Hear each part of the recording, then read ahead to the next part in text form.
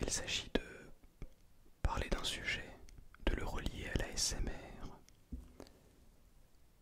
et d'en parler plus généralement.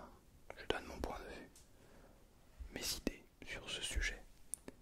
Et bien sûr, je vous invite à partager le vôtre dans l'espace des commentaires. Il en est toujours le bienvenu. Et nous sommes toujours... voilà, vraiment, je suis toujours agréablement surpris de voir les commentaires. Ça a toujours été d'une bienveillance absolument extrême. D'ailleurs, c'est plutôt rigolo. Je lisais un commentaire ce matin, je crois, ou hier, de quelqu'un me disant c'est trop bien parce que avant il y avait que des commentaires négatifs et maintenant c'est tout le temps hyper positif. J'ai toujours cru en toi, quelque chose comme ça. Et ça m'a vraiment interpellé parce que j'ai honnêtement peu le souvenir de commentaires négatifs sur cette chaîne. Je crois ça a dû arriver quand même malgré tout, avec le nombre de vues que cette chaîne commence à générer, commence à avoir généré. Mais ils sont honnêtement vraiment négligeables. Bref, on va donc aujourd'hui parler de l'authenticité dans l'ASMR, l'authenticité, le vrai, le pur, l'essence même de l'ASMR, mais pas que. On va en parler. Je vous invite quand même à boire de l'eau et puis je vais ouvrir le petit mot de bonheur et non, d'amitié.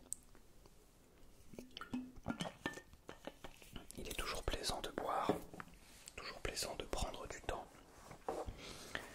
pour s'installer, pour s'instruire. J'aime beaucoup le faire. Bien, donc voici la boîte. Nous allons prendre un petit mot. Mots d'amitié et de gentillesse. Ce sont les mots d'ordre cette année. Très intéressant. J'aime beaucoup. Alors, si je vois qu'il faut par là. Voilà. Très bien, ça c'est rangé. Il s'agit de... Sur quoi est-ce? Ah, ok. Il s'agit de galets posés sur le dos d'une femme. Je crois. Je crois que là on voit les cheveux. Avec une fleur sur les cheveux. La gentillesse est à la morale ce que la kinésithérapie est à la médecine. Un massage de l'âme est donc une manière de faire le bien par la douceur. La gentillesse est à la morale ce que la kinésithérapie est à la médecine. Un massage de l'âme est donc une manière de faire le bien par la douceur.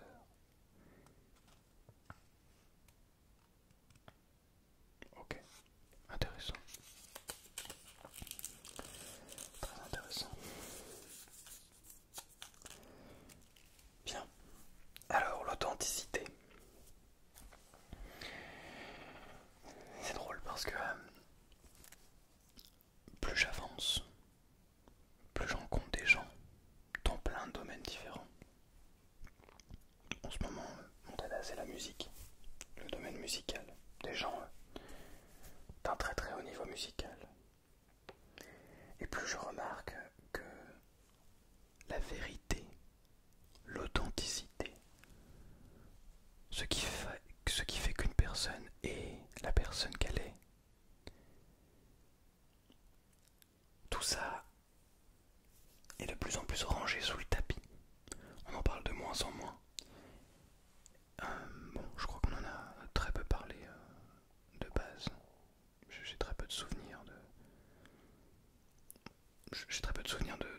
qu'on m'ait vraiment incité à être moi-même. Sois vrai, sois toi-même. Fais ce que tu aimes. Deviens qui tu veux devenir, qui tu es profondément au fond de toi. Bon, ça soulève une autre question. Est-ce que l'authenticité, c'est quelque chose qu'on est? C'est-à-dire on est d'une certaine façon et comment dire, on sait exactement, c'est écrit, on sait qui on est, qui on doit devenir. On a juste à suivre le chemin et réussir à trouver qui on est réellement. Ou est-ce qu'au contraire, être qui l'on est, c'est être la personne que l'on veut devenir? Vous voyez ce que je veux dire? Je sais pas si par exemple vous êtes doué en dessin, je dis n'importe quoi. Si vous êtes très doué en dessin, est-ce que ça veut dire par exemple que vous êtes destiné à faire du dessin et que être vrai pour vous signifierait, je ne sais pas, essayer de trouver un travail autour du dessin ou de juste dessiner beaucoup et de partager ça au plus grand nombre, de trouver quelque chose autour de ça. Mais peut-être que ce que vous voulez n'a rien à voir et que vous aimez les sciences, vous avez envie de vous intéresser aux sciences, je sais pas, à la physique quantique par exemple. Vous n'y connaissez pas grand chose, vous n'êtes pas particulièrement doué, mais vous aimez ce domaine, vous aimez et vous voulez travailler dans ce domaine. Alors, laquelle des deux options est pour vous la véritable authenticité? C'est une vraie question que je me pose. Parce que il y a des choses pour lesquelles on est peut-être naturellement plus apte à faire. Il y en a d'autres qui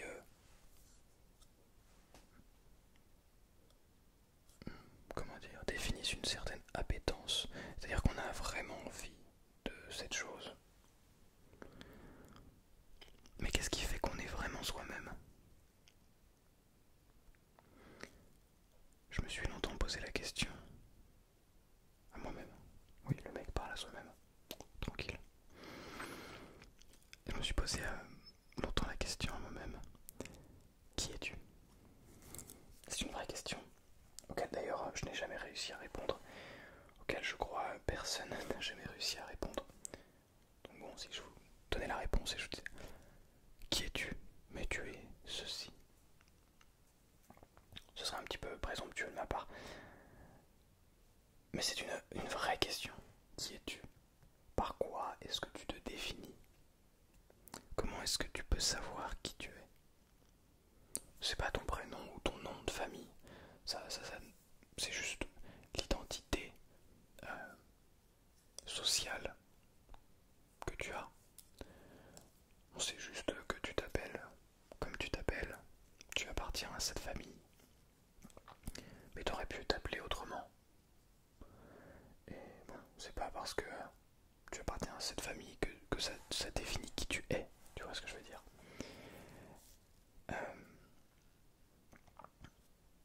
Ton âge de naissance, ta date de naissance ou ton âge, c'est pareil. Tu n'es pas le seul, l'unique à être né ce jour-ci, à cette heure-ci. Du moins, probablement pas. Sur cette planète en tout cas. Ton sexe, non, ça ne définit pas qui tu es. Je crois pas. Parce que tu peux être un homme ou une femme. Ou autre d'ailleurs. Et ça ne définit pas qui tu es. Tu vois ce que je veux dire? Ça c'est bon, des attributs sexuels. Mais rien de plus. Rien de plus, je veux dire. Tu vois ce que je veux dire? Je veux dire, ça ne te définit pas qui tu es en tant qu'être humain. Tu restes un être humain, que tu sois un homme ou une femme. On est d'accord? Oui, bon. Quoique, il y en a qui se définissent comme autre qu'un être humain, je crois. Mais bref. En tout cas, on reste de l'espèce humaine. Soit, passons pour ce sujet. Excusez-moi si vous êtes senti attaqué, ce n'était pas l'objectif. Continuons. Ton travail, ton métier, qu'est-ce que tu fais dans la vie? Est-ce que ça définit qui tu es? Tu peux changer de métier, donc ça définit pas vraiment qui tu es. La personne avec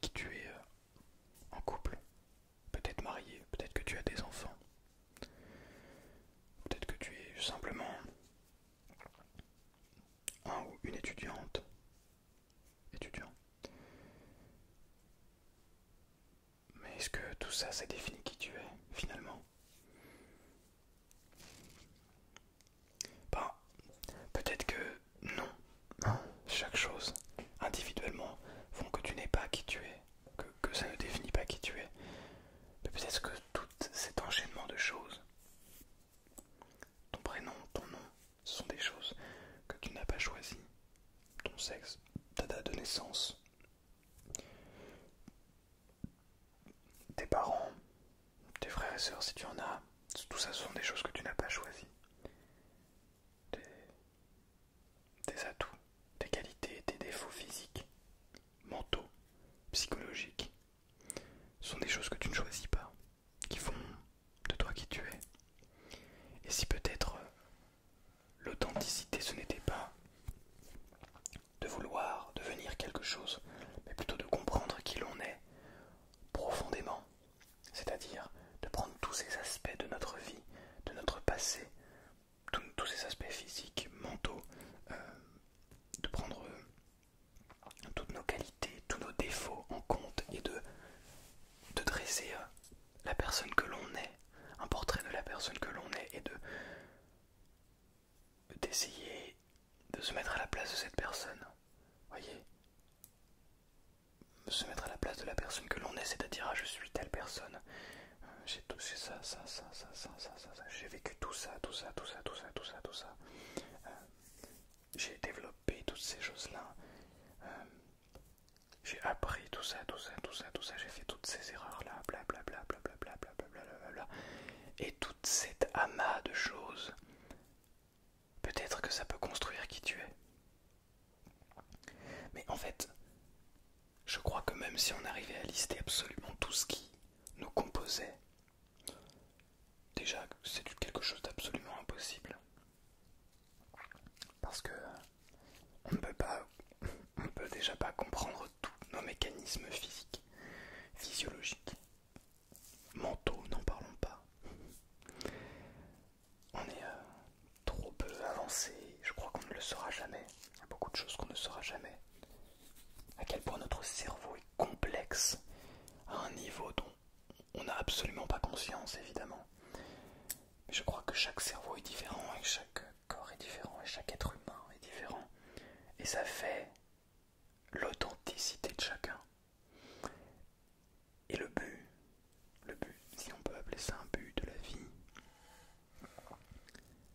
c'est pas forcément de comprendre tout ça, de savoir tout ce qui compose qui l'on est, mais plutôt d'essayer de faire avec ce que l'on a à notre disposition. Et quand je dis ce que l'on a, c'est pas forcément si on a un téléphone, je parle pas de biens physiques, je parle de ce que l'on a, de ce que l'on est et de ce que l'on sait que l'on est.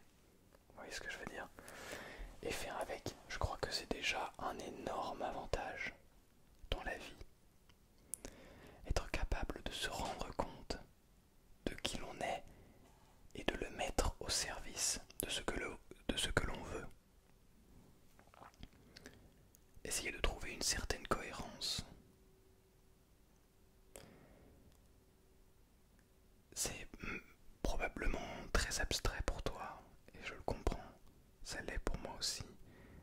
Je me creuse les méninges en parallèle du tournage de cette vidéo, et je trouve ça très intéressant, vraiment. Ça vaudrait le coup d'en discuter autour d'un verre, notamment sur Twitch d'ailleurs. Si tu veux nous rejoindre sur Twitch, n'hésite pas.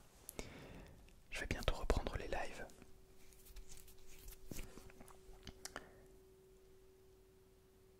Que se passe-t-il? L'authenticité, c'est quelque chose qui est très difficile à exprimer. Parce que parfois, il y a beaucoup de facettes de nous-mêmes qu'on n'ose pas exprimer. Vous voyez ce que je veux dire? Il y a beaucoup de facettes de nous-mêmes qu'on refoule parce qu'on a peur pour tout un tas d'émotions. Mais même si on arrive à accepter toutes les parts de nous, toutes nos qualités, nos défauts, sommes-nous réellement capables de nous comprendre et d'être réellement vrais et authentiques? C'est une vraie question. Ça demande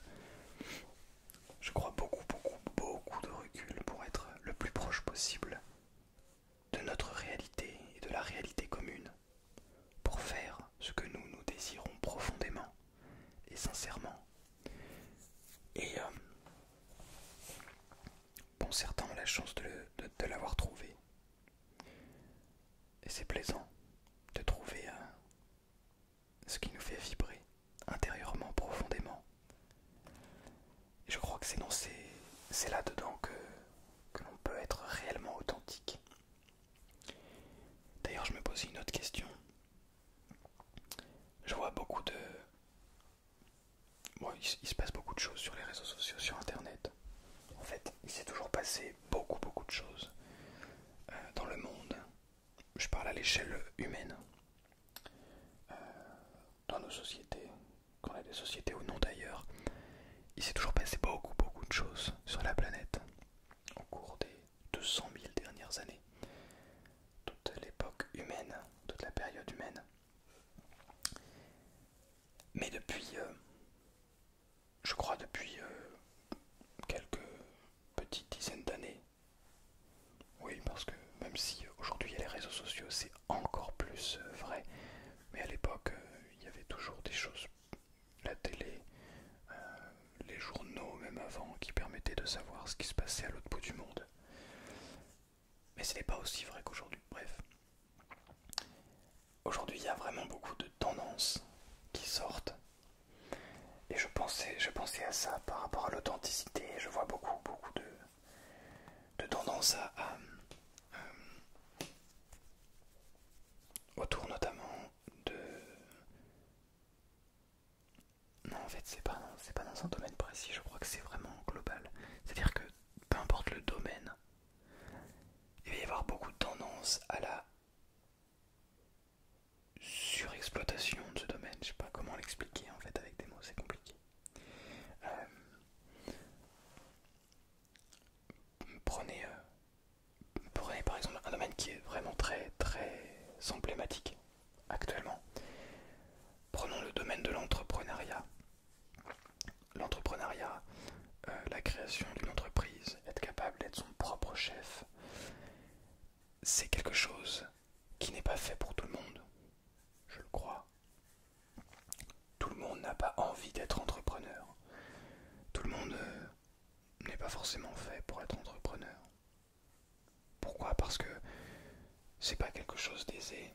Ça demande une comment dire, une vision long terme et à la fois être capable de spécifier.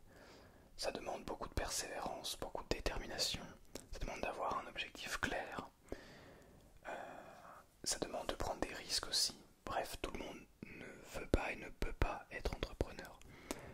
Mais il y a, notamment grâce aux réseaux sociaux, beaucoup de... J'ai utilisé le mot propagande qui est peut-être un petit peu difficile, un petit peu dur. Mais c'est dans cette idée pour ce métier d'entrepreneur. C'est pas vraiment un métier, mais soit. En tout cas, pour ce style de vie, entrepreneur. Et on voit beaucoup de choses comme ça sur Internet. Alors c'est des gens qui vendent bien leur domaine. Mais est-ce que c'est vraiment... Est-ce que dans le lot, je me pose la question, est-ce que dans le lot, tout le monde est vraiment authentique? C'est-à-dire que, est-ce qu'on arrive à vraiment... Est-ce que toutes les personnes qui sont intéressées par ce domaine se retrouvent être des gens qui ont vraiment cette appétence pour l'entrepreneuriat?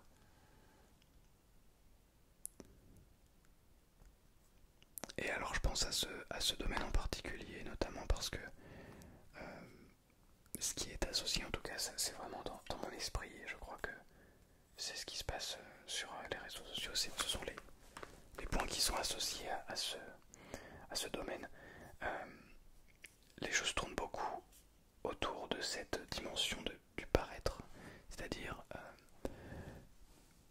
je veux être entrepreneur pour être libre, parfois physiquement, c'est-à-dire je ne veux pas devoir aller à un travail physiquement tous les jours, de telle heure à telle heure. Je veux pouvoir être libre financièrement, faire ce que je veux de mon argent.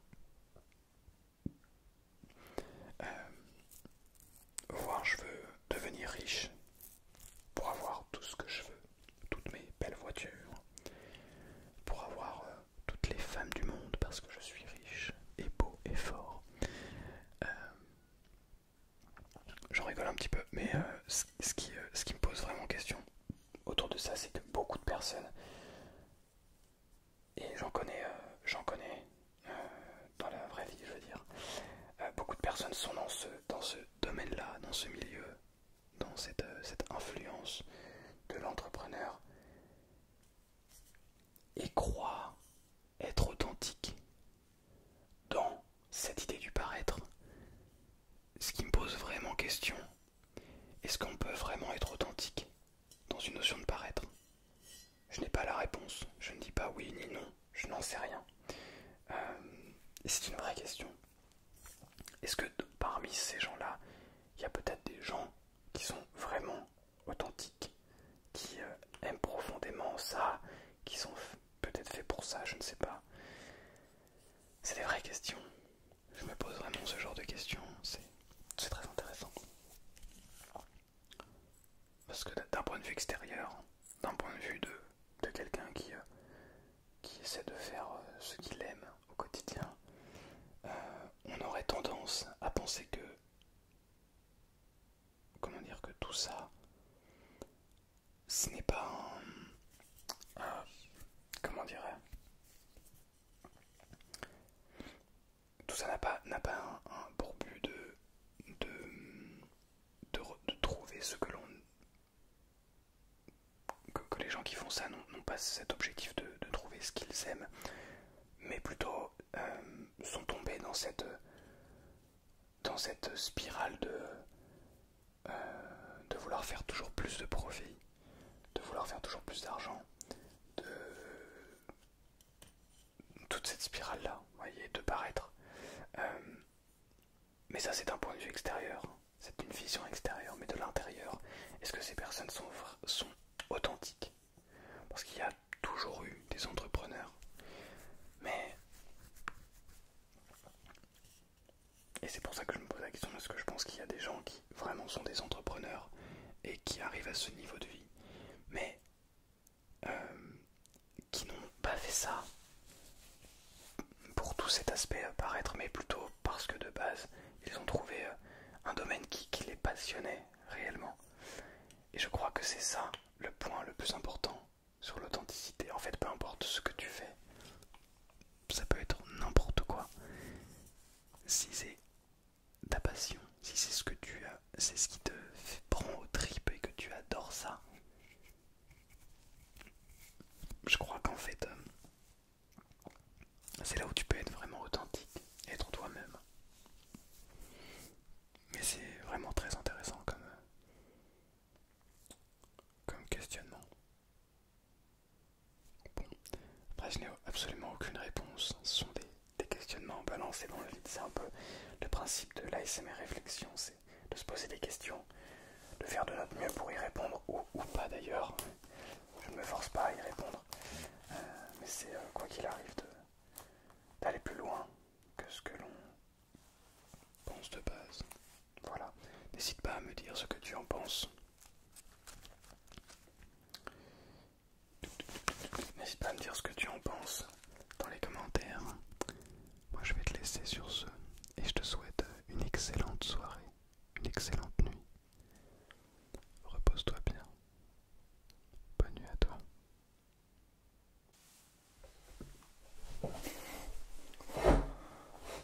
Ok, ça tourne. Je suis net, hein. Ouais, je suis net. Bon, faut pas mal l'interpréter non plus. Quand je dis je suis net, je parle de la netteté à la caméra.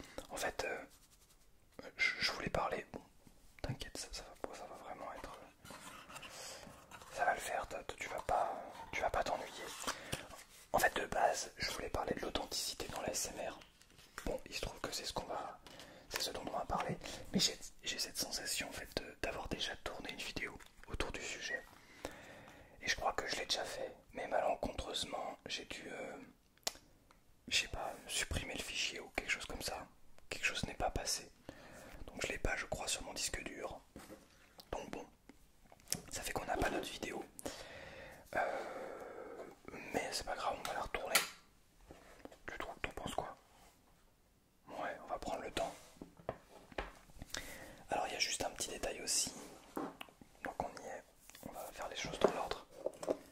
N'hésite pas à boire de l'eau. Un petit coup d'eau, c'est toujours appréciable, bon à prendre.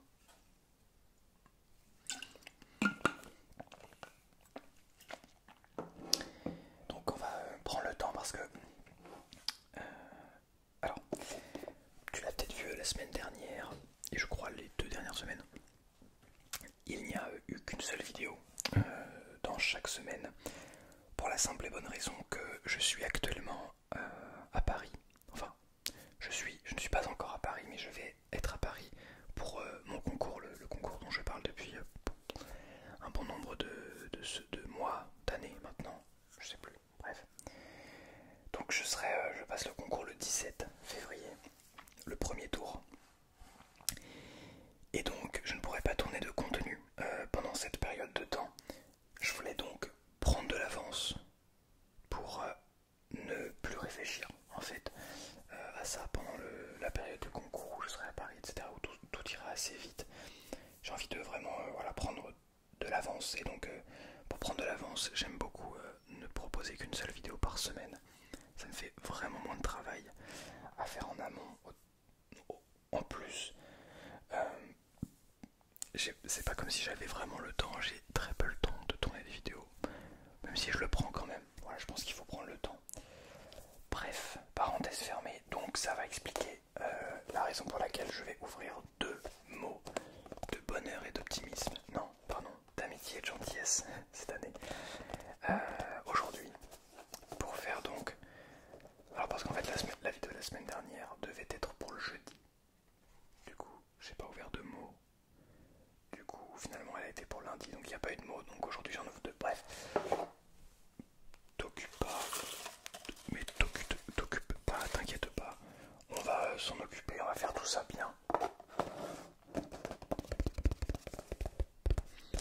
Et puis on va discuter un petit peu ensemble après de l'authenticité, que ce soit dans la SMR comme de manière générale, d'être vrai. Alors,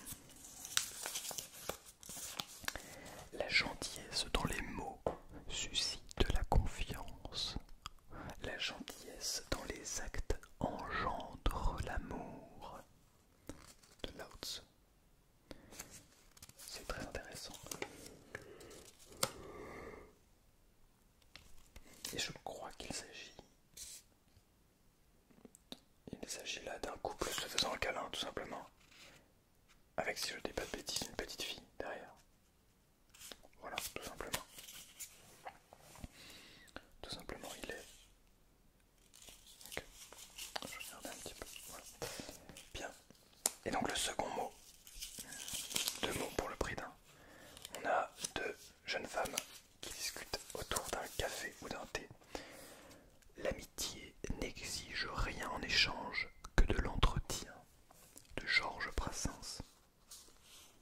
Très intéressant. C'est vrai qu'il faut entretenir son amitié, ses amitiés. Et j'irai même plus loin, et ça va corréler avec le thème d'aujourd'hui. Je crois que pour être vraiment en accord en termes d'amitié avec quelqu'un, mais avant tout avec soi-même, et c'est d'après moi l'une des choses les plus importantes, je crois qu'il est bien d'être en accord avec qui l'on est, pour ensuite entretenir cette flamme et cet amour de soi, cet amour des autres. Mais avant tout, avant de commencer à s'éparpiller dans des pensées parasites, dans le flot de la vie, dans peut-être nos relations, je crois qu'il faut vraiment prendre ce temps pour apprendre à se connaître le mieux possible. Alors, évidemment, il est toujours impossible qu'on soit d'accord de se connaître complètement. On ne peut pas savoir qui l'on est concrètement, complètement. Quoi qu'il arrive, on pourra toujours apprendre des choses sur nous-mêmes, sur la vie aussi, mais je parle déjà de nous-mêmes. S'intéresser déjà à soi-même, c'est une belle preuve, beaucoup diraient d'égoïsme. Moi je crois que c'est au contraire. En fait, je crois que c'est au contraire une belle preuve d'altruisme que de s'intéresser à soi. L'idée en fait derrière ça et derrière cette authenticité recherchée,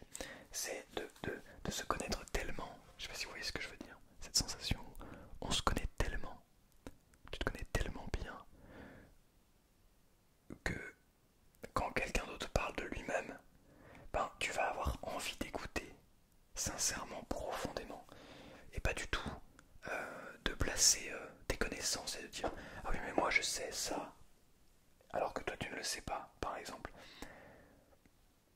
En fait, quand on sait, mais qu'on sait qui l'on est, qu'on a déjà au moins une belle vision de qui l'on est, on n'a pas besoin de se mettre toujours en avant avec des moi-je. On n'a pas besoin de... comment dire? On arrive à prendre du recul sur tout. Si quelqu'un nous attaque, nous agresse, nous insulte, nous rabaisse ou quoi que ce soit, si on s'aime, si on sait ce que l'on vaut, qui l'on est, on sait que ces insultes n'ont rien de personnel et c'est bien souvent une réaction, en fait. Une réaction externe. Pardon. C'est bien souvent une réaction externe à un mal-être interne.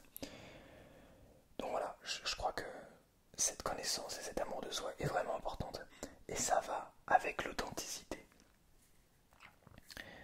On a tous et toutes besoin d'authenticité, d'être vrai. Avec nous-mêmes, avec les autres aussi. Mais déjà avec nous-mêmes. Si on reste sur le thème de la vidéo. Être authentique avec soi-même, qu'est-ce que ça peut vouloir dire? C'est une bonne question. Bon, comme d'habitude, si vous êtes habitué, vous le savez, sinon je vous le dis. Dans ces vidéos réflexions, je pense en même temps que je parle. C'est-à-dire que il n'y a pas de texte. Je ne lis pas quelque chose. C'est simplement des pensées autour d'un thème et d'un sujet qui sont évacués par le débit de ma parole. Rien de plus. Donc, si vous souhaitez évidemment donner votre avis dans l'espace des commentaires, c'est évidemment fait pour ça. Vous êtes les bienvenus. Et je me ferai un plaisir et un bonheur de vous lire, de vous écouter sur ce sujet de l'authenticité. Donc, comment être authentique? C'est une vraie question. Bon, je vais vous donner mon exemple parce que je suis pas en train de parler avec quelqu'un. Enfin, je suis en train de parler avec vous, mais vous ne pouvez pas me parler. Donc je vais vous donner un peu un exemple et essayer de comprendre, d'aller un peu plus loin dans la réflexion. Donc, l'authenticité. Dans mon cas, je fais de la musique. Voilà, je travaille, je prépare un concours particulier, un concours d'entrée dans une école supérieure. Et on attend de moi, alors peut-être beaucoup de choses, notamment cette maîtrise technique de mon instrument.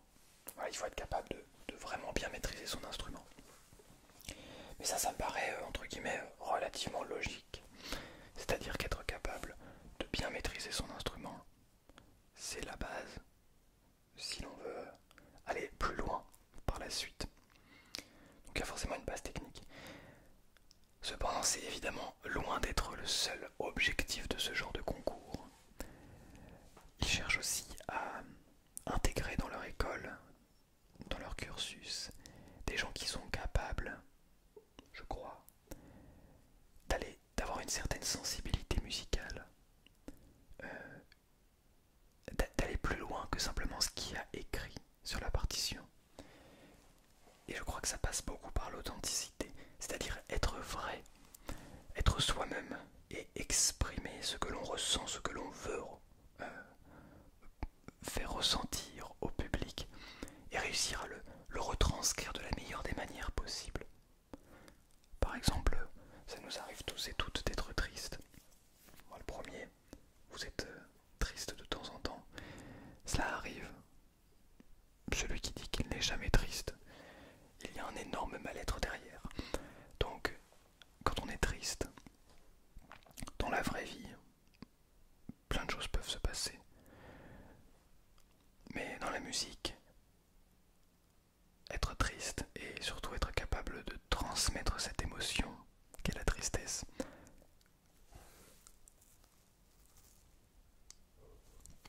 c'est évidemment difficile, mais c'est surtout notre rôle, notre objectif. S'il y a des passages qui sont censés être tristes, composés par le compositeur lui-même comme étant un passage triste, mélancolique, je ne sais pas moi, je cherche un mot,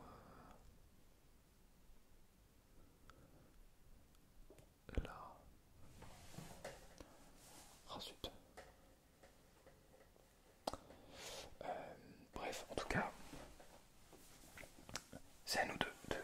transparaître, de faire transcrire ces émotions à travers notre musique, à travers notre instrument. Et pour le faire, je crois qu'il faut être soi-même. Et c'est le cas, je pense, pour beaucoup de choses dans la vie. Dans la musique, évidemment, ça l'est, mais ce n'est pas la seule chose. Si on a envie de montrer aux gens qu'on a vraiment envie, qu'on a cette profonde conviction, en fait, on peut tout montrer. Et on peut tout prendre à la fois, prendre positivement, c'est-à-dire on peut prendre tout ce qu'il y a, enfin, quand on dit tout, on peut prendre tout ce qu'il y a à prendre, c'est-à-dire que c'est toutes les choses positives, les connaissances, les compétences, les personnes. Et tout ça, on peut y arriver si on est vraiment authentique, c'est-à-dire si on se concentre sur qui l'on est et qu'on met cela en avant, qu'on utilise qui l'on est pour devenir qui l'on souhaiterait devenir. Au moins, en tout cas, s'en rapprocher. Alors maintenant, est-ce que on est destiné? Est-ce qu'on est destiné de par notre sang à être quelqu'un ou non? C'est une bonne question. Cela étant dit, on peut toujours se rapprocher d'un idéal, essayer des choses. Bon, après, c'est toujours facile à dire. Je me pose pas mal de questions de ce genre parce que c'est pas toujours facile de retranscrire ses émotions. Alors, pardon, excusez-moi, désolé. Ça peut être difficile techniquement, c'est-à-dire qu'il y a des limites techniques qui font que on n'arrive pas à exprimer ses émotions. Mais parfois c'est une limite mentale. Et comment ça vient cela? C'est-à-dire de se persuader qu'on n'en est pas capable. Alors, parfois vous allez me dire peut-être que c'est authentique et vrai de dire qu'on n'en est pas capable quand on sait qu'on n'en est vraiment pas capable. C'est vrai. Mais admettre qu'on n'est pas capable, c'est à double tranchant. C'est-à-dire que à tout moment on n'en est vraiment pas capable et l'admettre c'est la bonne des stratégies.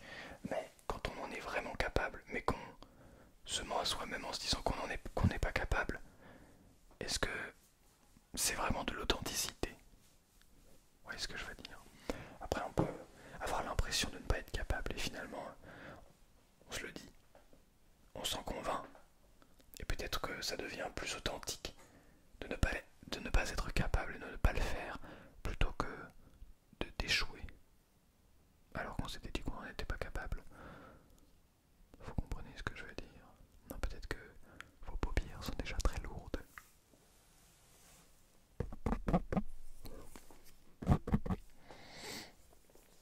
Bon, cela dit, c'est jamais facile d'apprendre à se connaître. Comment on pourrait apprendre à se connaître? Bonne question ça. Comment faire pour apprendre à se connaître? Comment se sentir de mieux en mieux tous les jours avec soi-même? C'est une vraie question. Bon, je vous le dis juste, si mes yeux se ferment, ce n'est pas parce que je n'ai pas envie de vous voir. C'est parce que je suis un petit peu fatigué, donc mon cerveau voit le lit juste en face, juste derrière la caméra. Il se dit, bon, je choisis quoi entre la caméra et le lit? Suis-je mensonger et dois-je continuer à enregistrer? Ou au contraire, dois-je écouter mon esprit et sauter dans mon lit et dormir? Je crois que je vais faire une petite sieste après cette vidéo. Parce qu'il est bon d'écouter son corps et il le faut. Et parfois quand notre corps nous dit d'arrêter, de faire une pause, il faut l'écouter. Bref, c'est très intéressant. J'avais peut-être d'autres choses à dire dans l'autre vidéo. Mais je crois que comme chaque sujet, on pourrait en débattre pendant des heures et des heures. Et sur cette authenticité, je crois que ça passe aussi par tout ce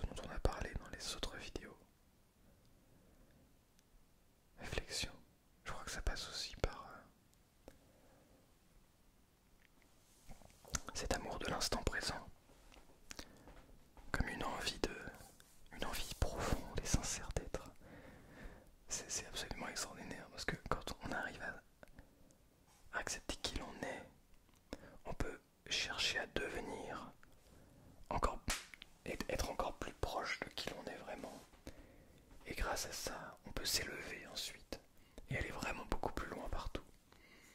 Si je sais qui je suis et qu'on m'attaque, qu'on m'insulte, qu'on me rabaisse, peu importe. Tu peux me dire que je suis bête, que je suis moche, que je suis ceci, cela. Mais si moi je sais, au fond de moi, que je ne suis ni bête ni moche, tu peux me dire ce que tu veux.